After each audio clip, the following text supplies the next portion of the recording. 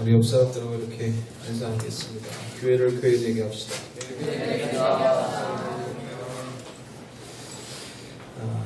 사실은 교회가 교회되게 하는 것은 목회자의 몫이지만 성도들이 그것을 이야기하는 것은 또 성도들의 몫입니다.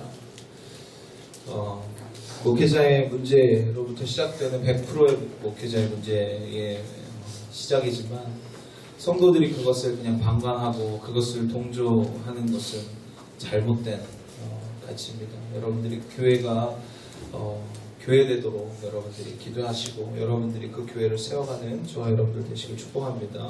그래서 우리 교회도 여러분들이 세워가는 겁니다.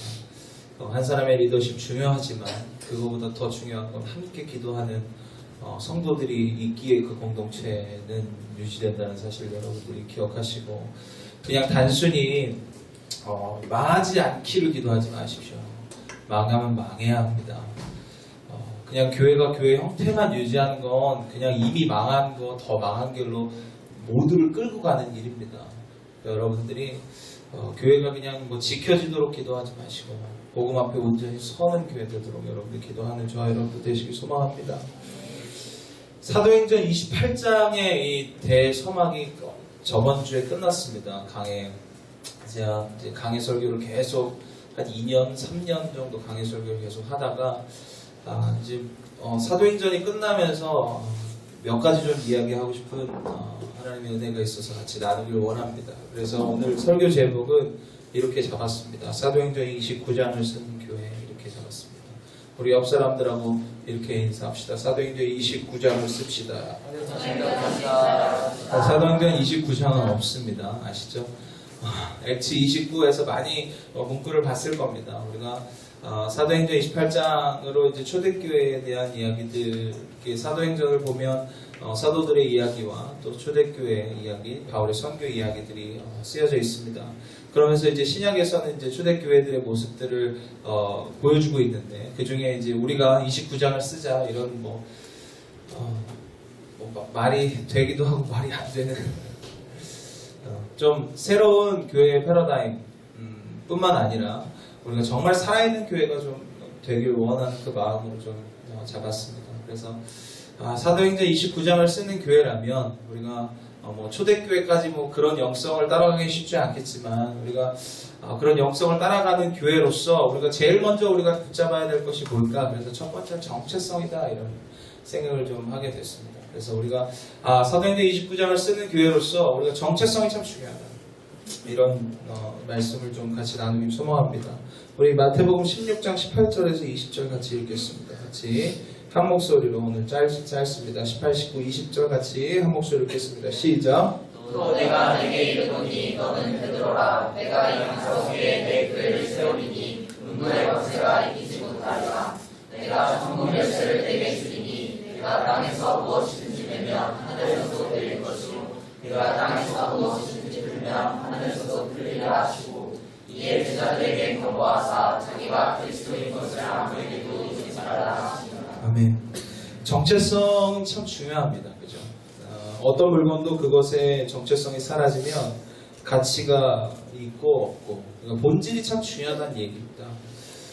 우리 사람도 정체성이 참 중요합니다. 정체성에 따라서 우리의 삶의 능력도 질도 달라지기 때문에 그렇습니다.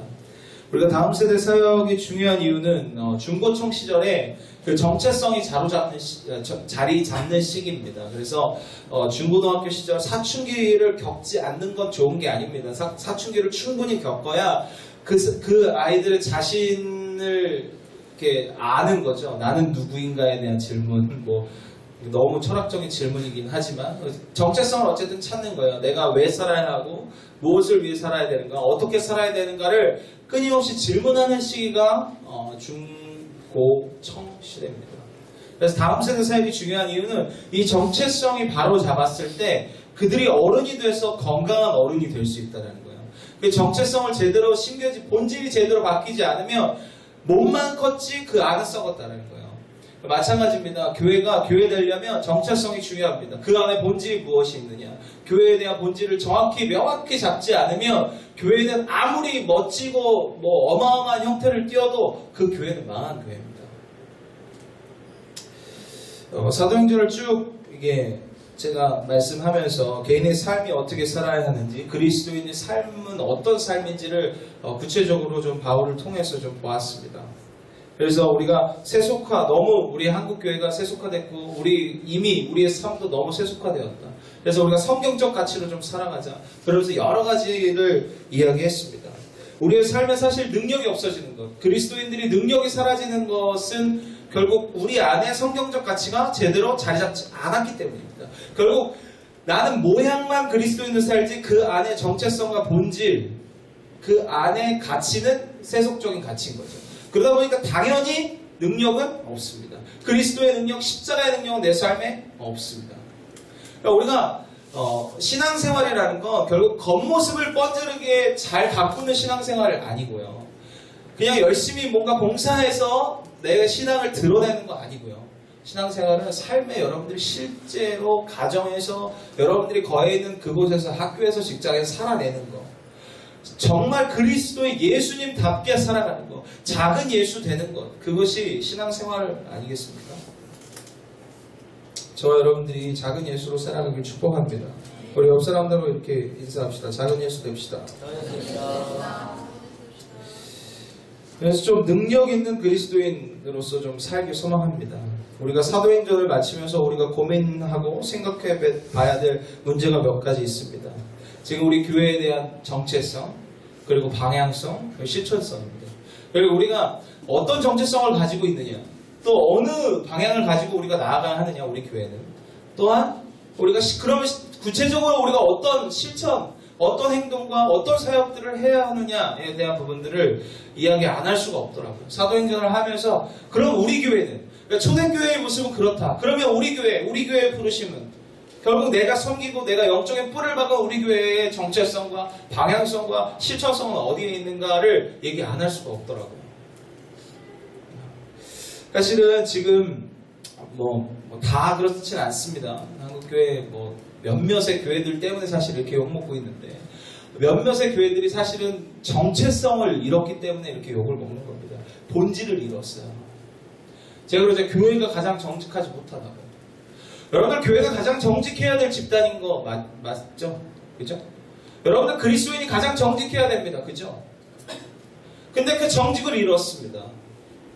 탁월하다고 제가 얘기한 이 탁월 안에는 두 단어가 있어야 됩니다. 뭐죠? 정직함과 성실함입니다. 탁월함은 어떤 능력과 스킬이 아닙니다. 우리의 삶의 정직함으로, 또 성실함으로 나아가는 것. 그게 그리스도인의 모습이고 한국 교회의 모습이어야 합니다. 하지만 그것을 잃었습니다.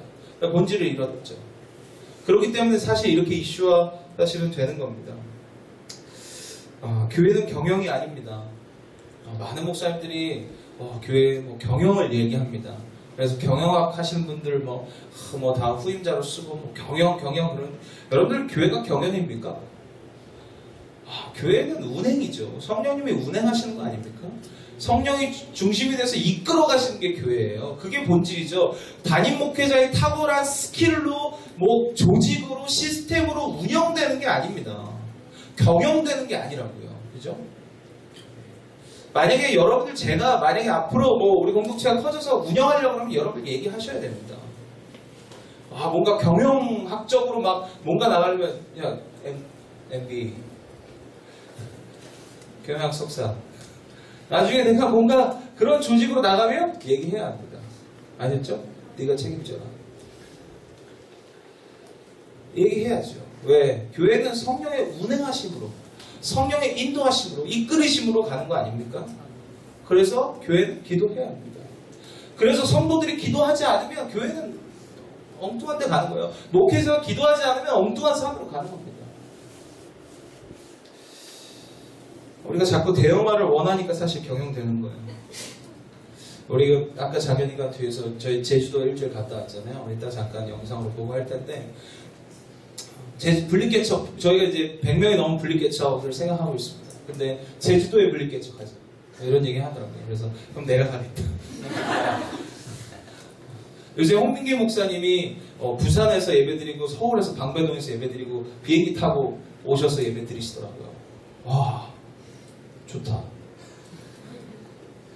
근데 저는 그건 못하겠고요. 제가 제주도로 가겠습니다.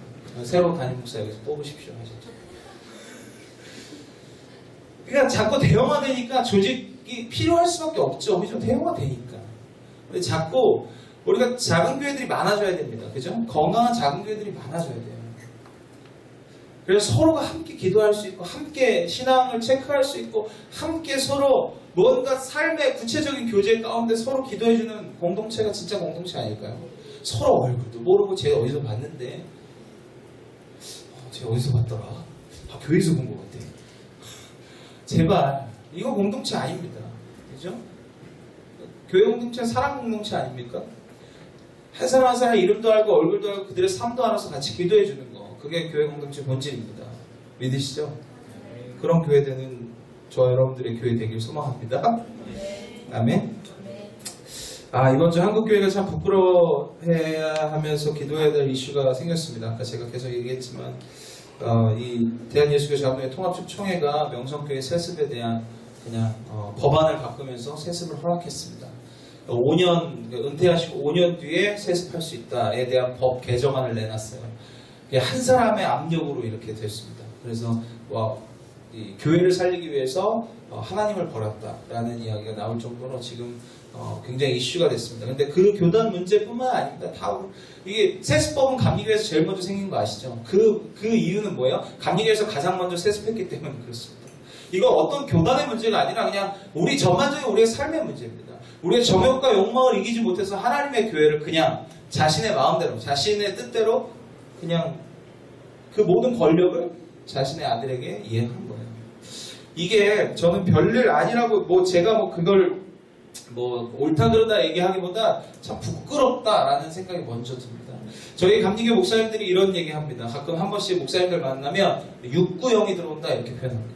이게 무슨 얘기냐면 69세가 되기 전에 성령이 아닌 다른 영이 들어온대요.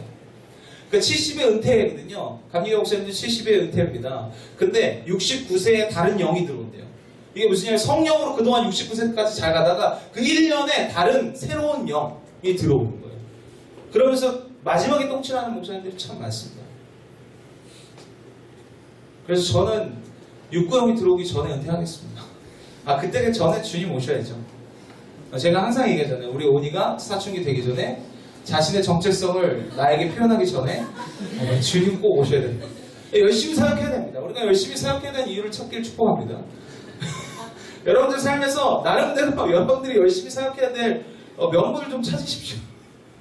저는 우리 오니가 진짜 청소년 그걸 못 볼 것 같아요. 제가 청소년 사역 오해했지만 우리 아들은 안 된다. 그때 제가 나이가 너무 많은 거죠. 50이 되더라고요. 애가 청소년 되면 제가 50이 넘어요. 왜?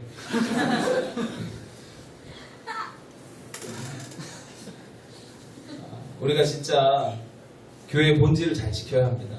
이게 시간이 지나고 나이가 들고 덩치가 커지면서 커질수록 우리는 본질로 가야 돼요. 믿으시죠? 그러니까 교회가 잘 성장할수록 자꾸 우리는 어디로 가야 된다? 본질로 가야 된다. 엉뚱한 곳으로 자꾸 갑니다. 교회가 커지면서 자꾸 엉뚱한 곳으로 가요. 우리가 자꾸 본질을 지키는 공동체 되길 소망합니다. 이 초대교회의 이 시작은 사도행전 1장 마가다락방 시작입니다. 결국 사도행전은 초대교회의 시작이지만 진짜 교회의 시작은 이 초대교회, 공동체의 시작은 초대교회지만 진짜 교회의 시작은 마태복음 16장이라는 거예요. 그래서 우리가 이 16장을 통해서 먼저 우리의 삶의 정체성을 좀 찾기를 소망합니다. 여러분들 이런 얘기 많이 들었죠. 인생의 방황은 예수님을 만나면 끝나고 신앙의 방황은 좋은 교회를 만나면 끝난다. 어디 화장실 똥 싸면서 앞에 붙여져 있던 문구인 것 같아요. 물티슈 전도지에 붙여져 있는 것 같기도 하고 어디서 많이 봤어요. 그죠? 왜 나는 외우지 않았는데 왜 나는 이걸 기억하고 있는지 모르겠어요. 그래서 진짜 인생의 방황은 예수님 만나면 끝납니다. 믿으시죠? 신앙의 방황은 좋은 교회를 만나면 끝날까요? 질문하고 싶습니다. 그러면 우리 교회는 좋은 교회일까요? 네. 그렇게 믿으세요? 저는 좋은 교회를 지향하진 않습니다. 저에게 나쁜 교회를 지향하는 건 아닙니다. 쓰레기 같은 교회를 지향하는 건 아니지만 저에게는 옳은 교회를 지향합니다. 좋은 게 좋은 거는 제가 아니라고 얘기했죠. 좋은 게 좋은 건 잘못된 거예요. 옳은 게 좋은 거다. 그래서 성도와 목회자가 옳은 것을 서로 이야기할 수 있는 공동체가, 성도와 성도 간에 옳은 것을 이야기할 수 있는 공동체가 진짜 하나님의 공동체 아닐까요? 믿으시죠? 그러니까 우리가 신앙의 방향은 사실 좋은 교회를 만나면 끝납니다. 그 좋은의 저는 이 본질, 정체성을 옳은으로 잡고 싶은 거예요. 저와 여러분들이 좀 옳은 공동체를 만드는 저와 여러분들 되시길 축복합니다. 아멘? 그래서 우리 교회는 옳은 공동체다 라고 얘기할 수는 없습니다. 하지만 옳은 교회를 지향하는 공동체는 맞습니다. 최대한 올바르게 가려고 애를 씁니다. 성도들 앞에서 귀 기울이려고, 그들의 소리에 들을 귀 있으려고 저도 애를 씁니다. 마찬가지로 여러분들 삶도 마찬가지입니다. 성도들끼리도, 목회자와 성도들 간에도 서로 들을 수 있는 귀가 있길 소망합니다. 이것만 우리가 기도하면요, 교회는 타락하지 않습니다. 왜? 성령이 함께 하시니까. 근데 듣지 못해서입니다. 계속 외칩니다. 지금 명성교회도요, 계속 외쳐요. 근데 듣지 못합니다. 이게 결국 교회를 타락으로 만드는 거예요. 우리의 삶을 타락으로 만드는 길은 옳은 걸 듣지 않기 때문에 그렇습니다. 기분 나빠합니다. 감정으로 들어요. 그걸 왜 감정으로 듣습니까? 팩트로 들어야지. 축복합니다. 옳은 이야기를 들을 수 있는 저와 여러분들 되시길 소망합니다. 우리 옆 사람들하고 이렇게 인사합시다. 옳은 교회를 지향하는 교회에 잘 오셨습니다. 어렵나? 우리 신앙생활에서 교회가 중요한 이유는 교회랑은 우리 신앙과 떨어질래야 떨어질 수 없기 때문에 그렇습니다. 사실 그냥 혼자 신앙생활 해라, 그게 하나님 그렇게만 부어주셨다면 참 쉬웠을 텐데, 하나님은 신약 이후로 교회를 통해서 역사하셨고 교회를 통해서 일하셨습니다. 하나님의 일들은 교회를 통해서 계속 일해 가십니다. 바울이 계속 선교하고 계속 편지한 거 어디다 편지한 거예요? 교회에 편지한 거 아닙니까? 왜? 하나님은 교회를 통해서 역사하시기 때문에 그렇습니다. 그래서 교회의 본질, 정체성이 정말 중요한 겁니다. 이건 우리의 본질이고 정체성이어야 합니다. 왜? 우리는 교회 다니는 사람이잖아요. 그죠? 우리 흔히들 신앙 없는데 이렇게 표현해요. 교회 믿는다고. 그죠? 우리 예수 믿는 사람들은 결국 교회와 떨어질 수 없기 때문에 교회에 대한 정체성을 바로잡지 않으면 우리도 우리의 삶도 타락할 수 있다는 거예요. 첫 번째, 오늘 여러분들과 나누고 싶은 정체성은, 첫 번째, 오늘 마태복음 16장 16절 노란 글씨 잠깐 읽어주세요. 시작. 네, 위아 처치 요새 운동 많이 합니다. 그죠? 우리가 교회다. 내가 교회다. 결국 교회는 건물이 아니다. 뭐 이 얘기 많이 들으셨죠? 그래서 움직이는 교회 뭐 이러면서 내가 교회라는 거예요. 이건 정체성을 여러분들 잊지 않아야 합니다. 그 내가 교회다. 이거 도대체 무슨 뜻일까? 오늘 시몬 베드로가 대답하여 이르시되 주는 그리스도시여 살아계신 하나님의 아들이십니다라고 고백했을 때 내 반석 위에 내가 교회를 세우겠다 이렇게 이야기하면서 교회라는 단어가 첫 번째 여기에 등장합니다. 그러면 베드로의 고백 위에 교회가 되었습니다. 결국 내가 교회라는 건 베드로의 고백이 내 삶에 있어야 된다는 얘기입니다. 우리 같이 고백합시다. 주는 그리스도시여 살아계신 하나님의 아들이십니다. 주님은 교회 공동체로 부르기 전에 우리를 교회로 부르셨습니다. 그냥 내가 교회인 거예요. 내 신앙 고백이 교회입니다. 근데 여기서 주는 이래요. 주는 뭐예요? 결국 예수 그리스도는 내 삶의 뭐다? 주인이십니다. 이 고백입니다. 여러분들 그리스도가 여러분들 삶의 주인이십니까? 아니면 바지사장이십니까? 맨날 주님 주여 외치지만 바지사장으로 여기는 사람들이 너무 많습니다. 그죠? 그냥 모양만, 직책만 주는 거예요. 주인이라고. 그러면서 내 삶에 누가 주인으로 살아가요? 내가 주인으로 살아가요. 그게 우리들의 삶의 모습 아닙니까? 이 정체성 잃어버리면, 예수가 주인이 되지 않으면 교회가 될 수 없습니다. 교회로 살아갈 수 없습니다.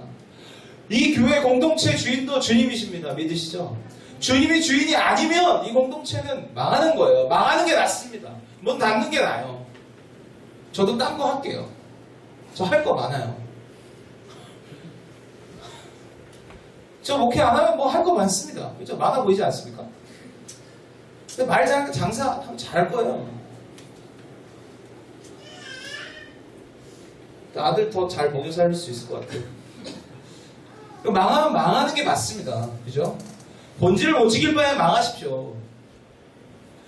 여러분들 본질 주님을 주인으로 모시지 못하면 그리스도인은 어디 가서 말하지 마세요. 부끄러워. 그죠? 여러분들 삶에 철저히 예수가 여러분들 삶의 주인이길 소망합니다. 아멘. 아멘. 단순히 우리가 주인이라고 고백하는 거 천국 갈 티켓처럼 주님 해서 뭐 천국만 가려고 하지 마십시오. 다 주님 아십니다. 오늘 17절 같이 읽습니다. 17절. 17절이요? 오늘 본문 17절이요.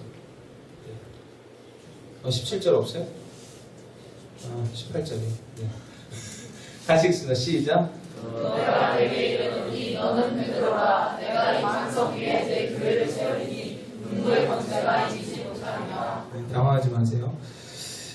두 번째는 이 내가 교회다. 첫 번째는 신앙 고백이 필요하고 두 번째는 음부의 권세가 이기지 못한다 이렇게 표현합니다.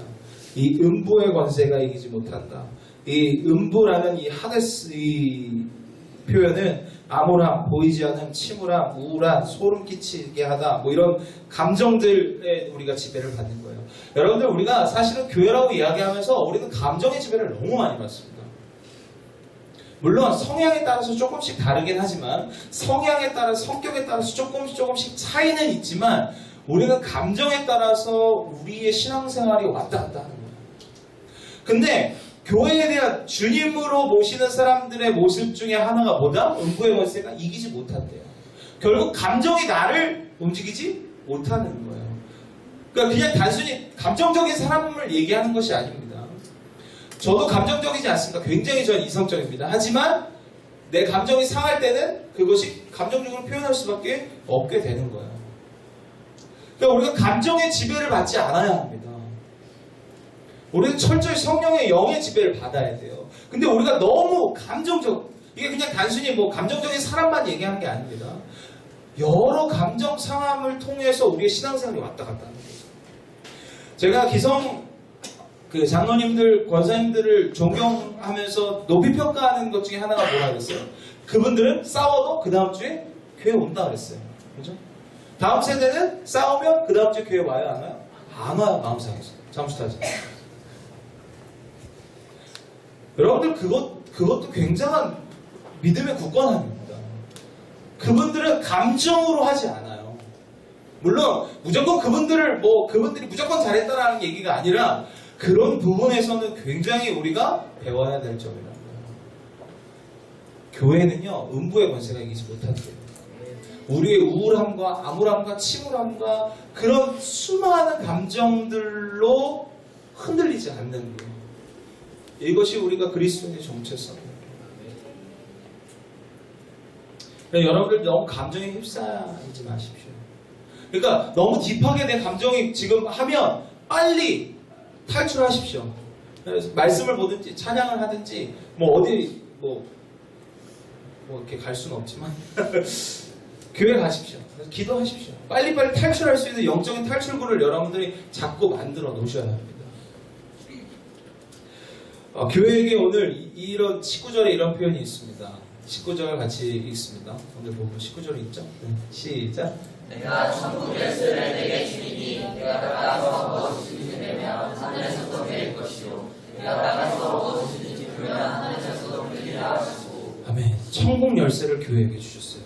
우리가 교회의 정체성은 천국 열쇠를 가진 자입니다. 그 천국 열쇠를 가진 자는 복음을 가진 자. 결국 복음이 전달될 때 천국도 선포되는 거예요. 근데 복음은 전달하기보다 우리는 우리만 가지고 있잖아요. 그렇죠? 여러분 복음을 선포할 때 그 복음이 능력이 있는 겁니다. 아멘? 복음은 여러분들을 살아낼 때 그 삶의 능력이 있는 거예요. 단순히 그냥 가지고 입 다물고 있고 그냥 살아봐야지 좋은 깨달음이다. 은혜 받았습니다. 제가 싫어하죠? 은혜 받았습니다. 그죠? 제가 어디 가서 집회 가서 제발 저한테 은혜 받았습니다 얘기하지 마시라고. 그래서 제가 네, 말씀 결단하겠습니다 이렇게 얘기하시라고. 근데 진짜 어른들 끝나고 결단하겠습니다 이러면서 얘기하시더라고요. 그래서 훨씬 좋잖아요. 그죠? 말씀은 은혜 받는 시간이 아닙니다. 그죠? 말씀으로 내 삶을 비춰보고 결단하는 시간 아닙니까? 다시 내가 일주일을 살아보고자 다짐하고 결단하고 내가 치열하게 한번 내 삶 속에서 가고자 하는 시간 아닙니까? 믿으시죠? 천국 열쇠 여러분들에게 주셨습니다. 그건 복음이에요. 복음이 선포될 때 천국은 여러분들의 것입니다. 단순히 그냥 죽고 나서 천국만 누리지 마시고 이 땅에서 천국 누리시길 소망합니다. 여러분들 복음 전파해야 돼요. 복음 전해야 됩니다. 여러분들 복음으로 살아내셔야 해요. 누가 봐도 저 사람은 그리스도인이구나 해야 돼요. 저 사람 예수 믿는 사람이구나. 저 사람 교회 다니는 사람이구나.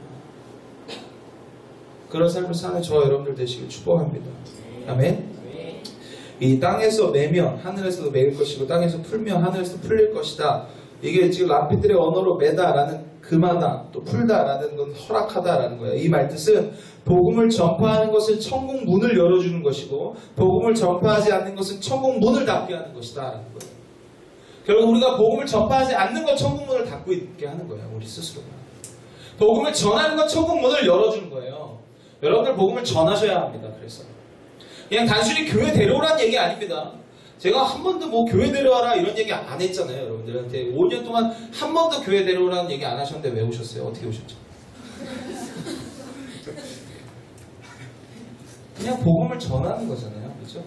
전하다 보니까 자연스럽게 오는 거고요. 그죠? 그냥 우리의 사명은 인도하는 거에 있는 게 아니라 전도하는 거에 있습니다. 결국 복음을 전하는 거에 있다는 얘기예요. 전도 그럼 스트레스 벌써 받아요. 새 진짜 초청주일 한 명씩 데려와야 돼. 한 손에 한 명씩 이런 거 하잖아요. 친구 초청의 주일, 총동원 주일. 그래서 5월 되면 스트레스, 10월 되면 이제 곧 시작입니다.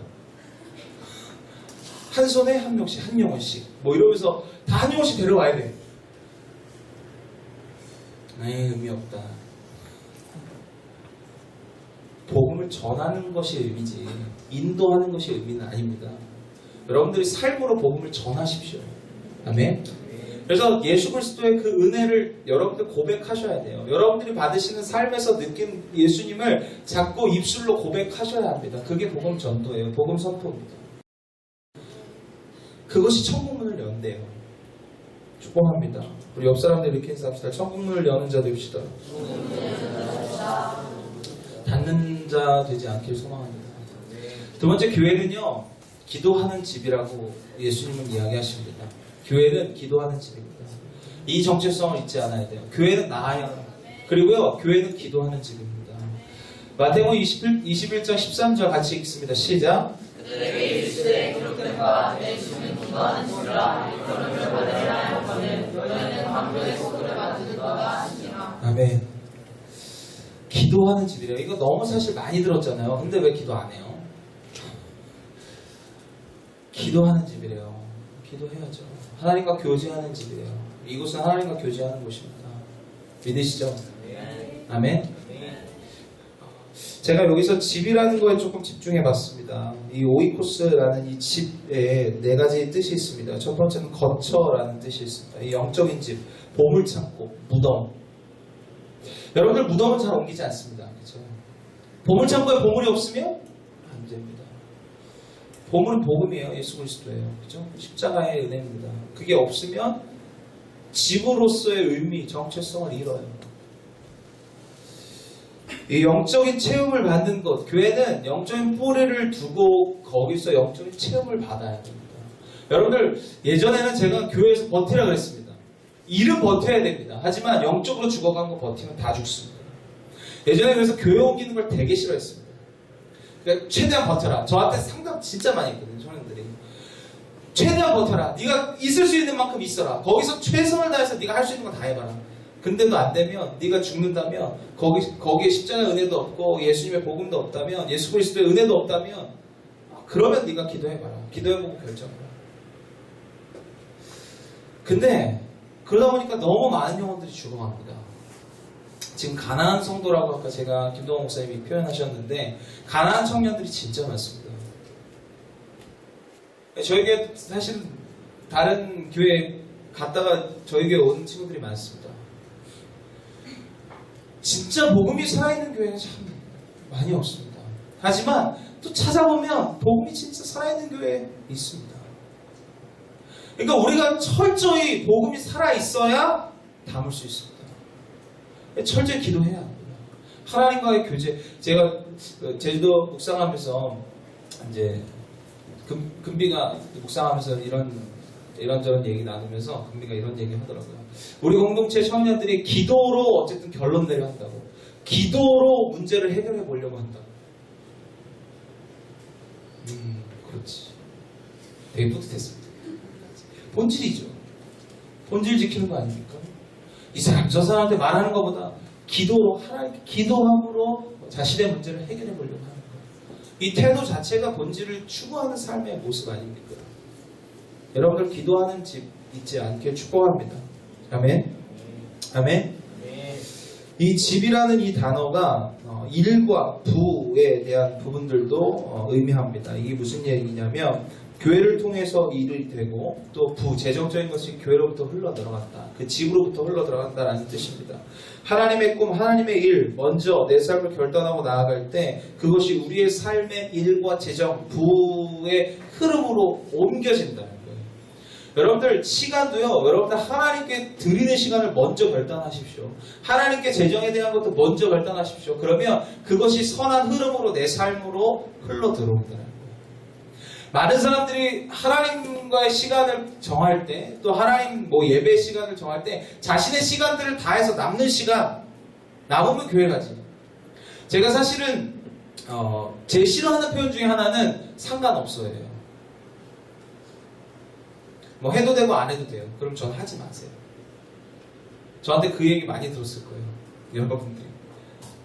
저한테 봉사, 이것 좀 하실래요? 해도 되고 안 해도 돼요. 그럼 하지 마세요. 전 딱 자릅니다. 하지 마세요. 여러분들 기쁨으로 할 수 있어야 됩니다. 하나님의 일은. 그죠? 그 기쁨으로 하는 일들이 내 삶에 들어왔을 때 기쁨으로 오는 거예요. 반드시 하나님의 집, 기도하는 집의 정체성은 그 일과 부가 하나님의 성전, 하나님의 교회를 통해서 내 삶으로 들어온다는 거예요. 그래서 사실은 어른들이 교회에서 많이 살았던 것 같아요. 근데 사실 그게 문제가 된 거죠. 너무 교회에만 살았어요. 삶에서 살아야 돼요.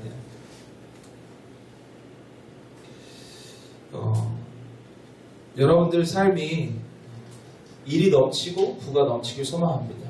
하지만 그것이 성전으로부터 하나님의 집으로 기도하는 집으로부터 결국 하나님과의 교제를 통해서 그 일과 부가 여러분들 삶 가운데 있길 소망합니다.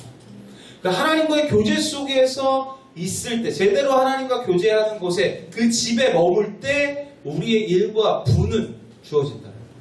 그 흐름이 그 질서 하나님의 질서는요 반드시 하나님으로부터 온다라는 거예요. 성전으로부터 온다라는 거예요. 세 번째는 가문과 가족 그리고 상속에 대한 의미가 있습니다. 이 집은 교회도 공동체는 가족들이 머무는 곳이라고 생각하면 됩니다. 제가 이제 애기들이 있으면서 이제 애기들 둘 있잖아요. 근데 나중에 여러분들이 결혼하고 애를 낳으면 또 애들이 많아지겠죠. 그럼 싸우겠죠. 그러면 이제 네 새끼 내 새끼 하는 거죠. 네 편 내 편 가르는 거예요. 그런 게 어디 있습니까, 그죠? 교회 공동체 가족입니다. 서로 내 새끼죠, 그죠? 둘이 앉혀놓고 교육하겠죠? 찬이 무릎 꿇어, 온이 무릎 꿇어. 둘 다 외사예요, 또. 찬, 온. 그러면 차갑고 뜨겁고? 네, 그냥 껴 맞추는 겁니다. 자꾸 우리가 교회 안에서 구분 짓는 건 위험합니다. 친한 새끼, 안 친한 새끼, 이런 거. 친한 놈, 안 친한 놈. 자꾸 구분하고, 자꾸 교회가 오래된 놈, 적게 된 놈. 막 자꾸 구분해요. 오래 다닌 놈, 적게 다닌 놈. 제발. 교회의 본질은 그거 아닙니다. 그 사람이 오래 다녔든 안 다녔든, 그죠? 적게 다녔든. 그런 거와 전혀 상관없잖아요. 저와 여러분들이 기도하는 집의 정체성은 가족 공동체라는 사실을 여러분들이 기억하십시오. 소울타입, 묶인 관계예요. 여러분들과 저도 묶인 관계입니다. 영적으로 묶인 관계. 부모님을 보면 자녀 알 수 있잖아요. 그죠? 자녀 보면 부모님 보입니다. 마찬가지예요. 여러분들 삶을 보면 저를 보는 거예요. 저를 보면 여러분들을 보는 거고요. 그러니까 우리는 묶인 관계, 영적으로 묶인 관계예요. 여러분들이 더 기도하셔야 합니다. 아멘. 그래서 저도 더 치열하려고 합니다. 이 기도하는 것에. 우리 11월 되면 이제 다니엘 기도회 시작됩니다. 1일부터 21일까지. 7시부터 저녁 10시까지. 빡쳐요. 다니엘 기도회. 근데 이 다니엘 기도회를 통해서 사실 많은 사람들이 도전받고 은혜 받습니다. 여러분들 기도하는 데 힘쓰십시오. 아멘. 우리가 다른 거 예배, 수요예배, 금요일철에 없어도 기도하는 것은 계속됩니다. 그죠? 저 육아실이 평일에는 기도하는 공간으로 쓰여요. 마음껏 오셔서 기도하십시오. 기도하냐? 네, 스피커가 이상한데요. 바꿔주세요. 네 번째는 집은 예배하는 곳입니다. 우리에게 집은요, 예배하는 곳이에요. 그게 정체성이에요. 우리가 어디 있든, 교회 성전에 있든, 우리 가정에 있든, 우리에게 집이라는 이 단어는 예배하는 곳임을 잊지 않는 저와 여러분들 되시길 축복합니다. 아멘. 예배, 결국 우리가 그의 이름을 부르고 그를 찬양하고 경배하는 것. 그 예배하는 데 있어서 여러분들 최선을 다하는 저와 여러분들 되시길 소망합니다. 저희가 한 번의 예배를 더 만듭니다. 10월부터 다음 주부터 이제 10시 예배를 만드는데, 이제 10시 예배를 만드는 이유는 이제 전 세대를 좀 품자 하는 의미에서 사실 만듭니다. 저희가 계속 이런 젊은 예배만 들여다보니까 순서 있는 예배에 되게 경직되어 있고 순서 있는 예배에 은혜 못 받는다 뭐 이런 이야기들을 할 수 있어서 우리가 어느 형식과 어느 예배 속에서도 은혜 받을 수 있어야 하고 어느 형식과 어느 예배 가운데서도 하나님 예배할 수 있는 우리들의 모습이 되어야 합니다. 믿으시죠? 그렇기 때문에 이제 어른들, 그러니까 여러분들 그냥 2시에 오시면 되는데 저희 항상 2시가 메인입니다. 메인 예배인데 이게 자꾸 우리가 메인 1부, 2부 막 이렇게 나눠가지고 자꾸 그냥 저는 이렇게 전 세대가 드리는 예배 오전에 있고 그 다음에 우리 다음 세대 청년들 중심으로 한 예배가 2시에 있었으면 합니다. 그래서 이제 10월부터 이제 생겨서 이제 시작하는데 저희도 이제 뭐 시행착오가 많겠죠. 뭐 새로 만드니까. 근데 어쨌든 우리가 예배하는 것에 집중하려 합니다. 그래서 주중 예배 안 만드는 거잖아요. 여러분들 삶에서 예배하라. 교회에서 자꾸 모이는 건 좋습니다. 하지만 흩어지는 거 잘해야 합니다. 여러분들 삶에서 자꾸 살아내셔야 합니다. 예배자로. 아멘? 믿으시죠? 마지막 이 사도행전을 쓰는 교회의 정체성 세 번째는 오늘 이 본문 이 마태, 마가, 누가, 요한 이 네 본문에서 네 사복음서에서 전부 나온 사건들이 많지 않은데 이 전부 나온 사건 중에 오늘 이 마태복음 21장 사건은 이 네 사복음서에서 다 나오는 내용입니다. 이게 무슨 내용이에요? 비둘기 팔고 성전에서 뭐 팔아서 예수님이 다 쓸어버리고 내 집을 강도의 집, 강도의 소굴로 만들지 마라. 근데 요한복음에는 이렇게 표현되어 있습니다. 장사하는 집을 만들지 마라. 이렇게 표현되어 있어요. 같이 읽습니다. 시작.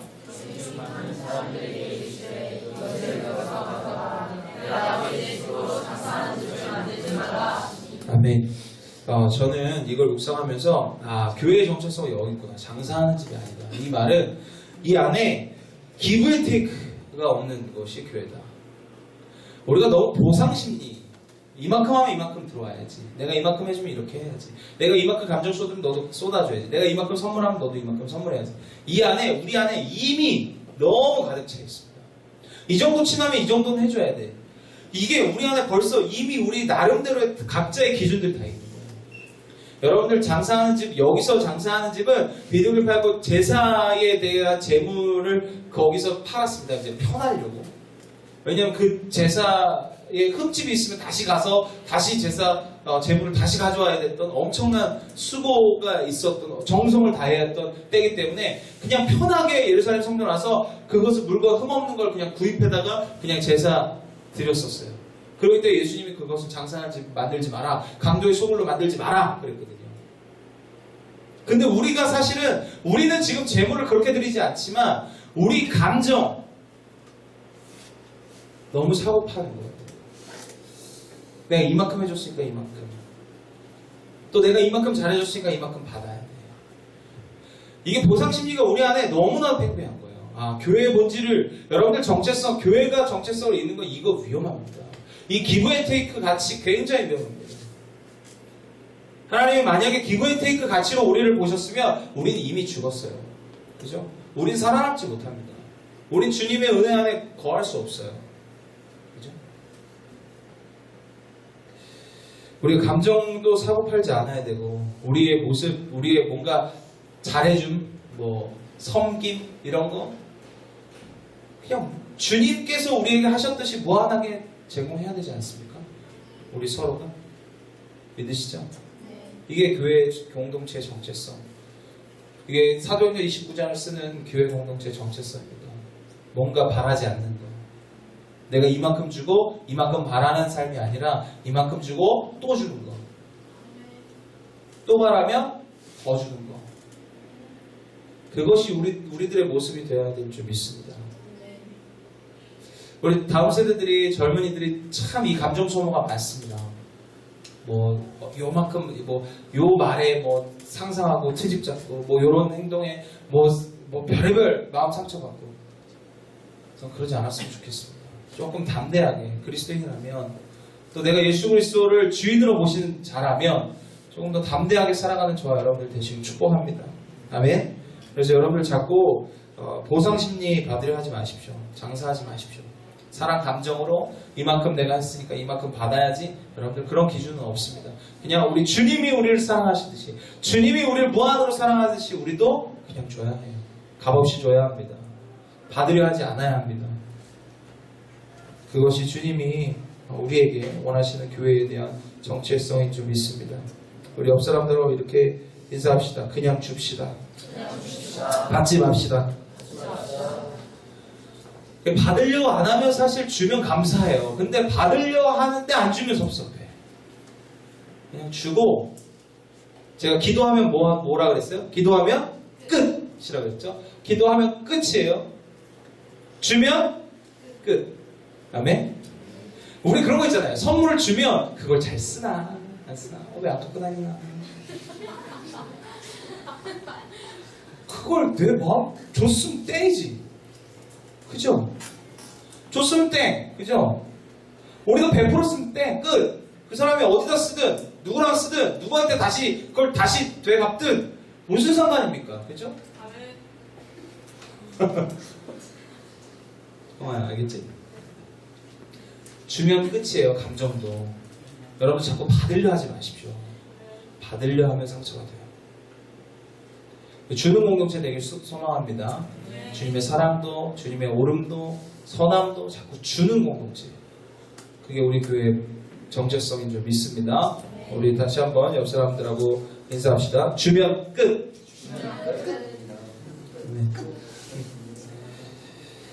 교회를 통해서 하나님의 통치 질서가 잘 이렇게 흘러 들어갑니다. 그러니까 저와 여러분들의 삶이 교회가 되고 또 이 교회 공동체를 통해서 주님의 놀라운 은혜가 여러분들 삶 가운데 흘러 들어가길 소망합니다.